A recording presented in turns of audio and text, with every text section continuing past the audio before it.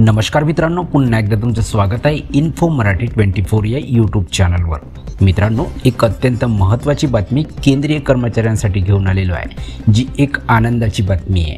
मित्रांनो, बातमी आहे केंद्रीय कर्मचाऱ्यांसाठी नवीन वर्ष सुरू होण्याआधीच एक आनंदाची बातमी। महागाई भत्ता वाढीनंतर आता हे 2 भत्ते पण वाढवले आहेत।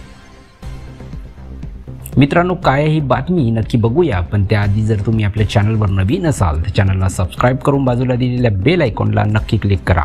व्हिडिओ जर आवडला तर व्हिडिओला लाईक करून आपल्या मित्रपरिवारासोबत नक्की शेअर करा। मित्रांनो, दिवाळीपूर्वी केंद्रातील मोदी सरकारने 1 कोटीहून अधिक केंद्रीय कर्मचाऱ्यांच्या महागाई भत्त्यात 3% वाढ केली होती। ऑक्टोबर महिन्यात झालेल्या केंद्रीय कॅबिनेट बैठकीत हा निर्णय घेण्यात आला आणि त्यानंतर DA 50 वरून 53% झाला। मित्रांनो, हा निर्णय ऑक्टोबरमध्ये घेण्यात आला असला तरी देखील जुलै 2024 पासून नवीन दर लागू झाला असल्याने जुलै, ऑगस्ट आणि सप्टेंबरची थकबाकी कर्मचाऱ्यांना देऊ करण्यात आली आहे। महागाई भत्ता वाढ आणि महागाई भत्ता फरकाची रक्कम ऑक्टोबर महिन्याच्या पगारासोबतच केंद्रीय कर्मचाऱ्यांच्या खात्यात वर्ग करण्यात आली आहे।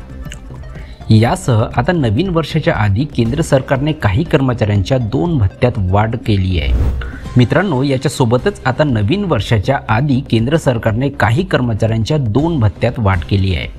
आम्ही आपणास सांगू इच्छितो की 7व्या वेतन आयोगाच्या शिफारशीनुसार जेव्हा महागाई भत्ता 50% ओलांडतो तेव्हा HRA सह इतर भत्ते वाढवावे लागतात। या अंतर्गत मागील काही महिन्यात केंद्र सरकारच्या विविध विभागांनी 13 प्रमुख भत्त्यामध्ये 25% वाढ केली होती।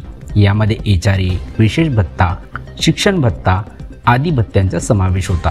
आता आरोग्य आणि कुटुंब कल्याण मंत्रालयाने काही पात्र कर्मचाऱ्यांसाठी ड्रेस भत्ता आणि नर्सिंग भत्ता वाढवला आहे। आरोग्य आणि कुटुंब कल्याण मंत्रालयाने ड्रेस भत्ता आणि नर्सिंग भत्ता 25% वाढवला आहे। 50% DA वाढीनंतर इतर भत्त्यामध्ये वाढ करण्याचा एक भाग म्हणून मंत्रालयाने ही घोषणा केली आहे। या दोन्ही भत्त्यांमधील दुरुस्तीचा लाभ केंद्र सरकार आणि केंद्रशासित प्रदेशांतर्गत असलेल्या सर्व रुग्णालयांना तसेच एम्स नवी दिल्ली, PGIMER चंदीगड आणि JIPMER पॉंडिचेरी या केंद्र सरकारच्या अनुदानित संस्थांना लागू होणार आहे।